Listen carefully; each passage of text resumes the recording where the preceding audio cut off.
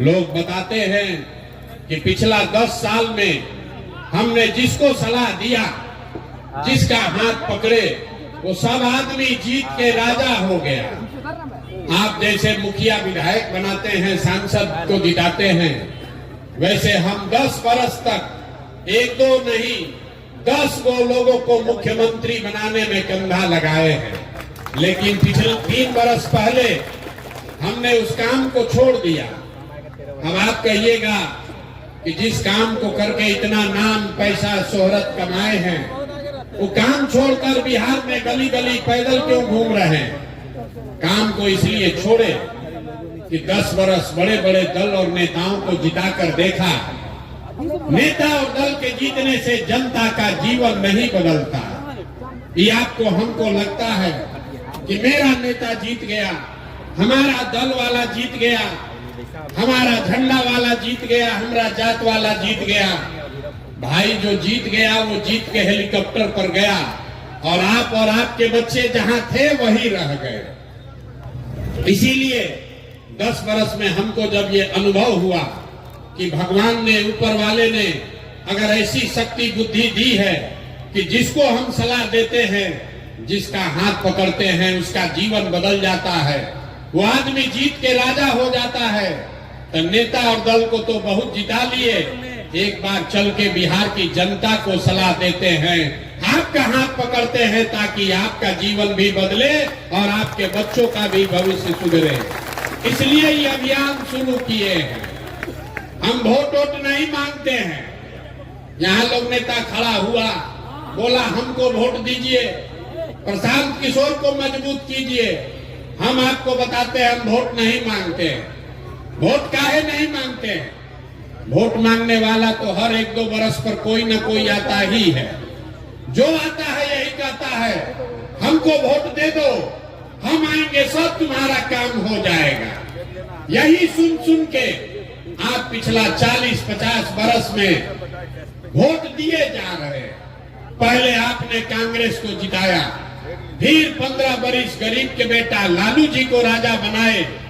अभी 18-19 साल से नीतीश बाबू कुर्सी पर बैठे हैं। दिल्ली में हमने आपने मोदी जी को भी जिताकर देख लिया, आपका और आपके बच्चों का जीवन नहीं सुधरा।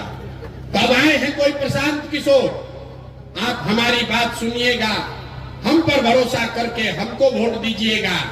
तो इसका क्या गारंटी है कि जीतने के बाद हम आपके साथ धोखा नहीं करेंगे? वोट से पहले तो हर आदमी अच्छे बतियाता है, वोट के बाद आपका गला काटता है। इसीलिए हम वोट नहीं मांगते हैं। अभी 15 मिनट में आपको एक रास्ता बताएंगे, आप उसको सुनिए। अगर आपको अच्छा लगे तो उसको अपनाइए।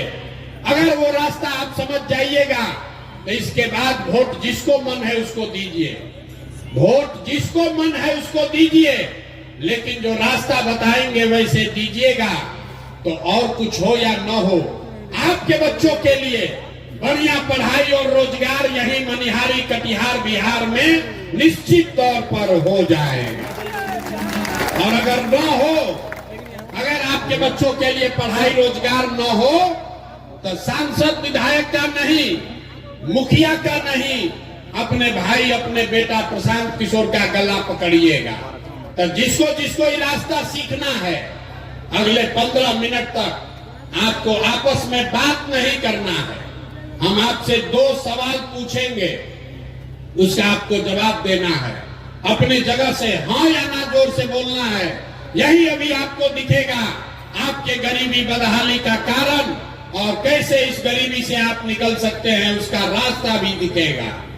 सारे लोग, जितने लोग आए हैं, जरा सोच के बताइए, आपके गांव पंचायत में और कुछ हो या न हो, आपके बच्चों के लिए बढ़िया पढ़ाई और रोजगार का व्यवस्था होना चाहिए कि नहीं होना चाहिए?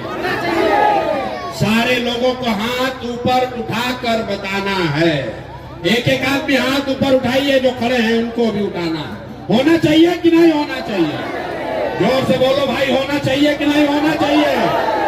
जोर से बोलिए, होना चाहिए कि नहीं होना चाहिए? होना चाहिए। हम नहीं बोले हैं, हमने नहीं सिखाया।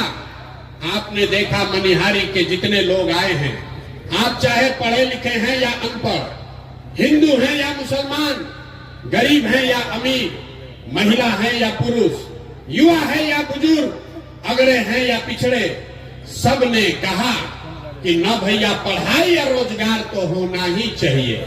किसी प्रशांत किशोर का जरूरत नहीं है।